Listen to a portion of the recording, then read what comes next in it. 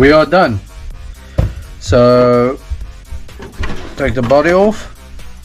All I need to do is just connectors on both sides. I'm just waiting for them. We got the main battery there that powers the whole system, so it's linked till there.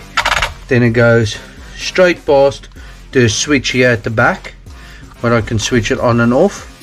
Then it gives power to the ESCs and the receiver and the light. Back here we got the main switch over there, and then we got the ESC switches over there, on and off. Thanks guys for watching.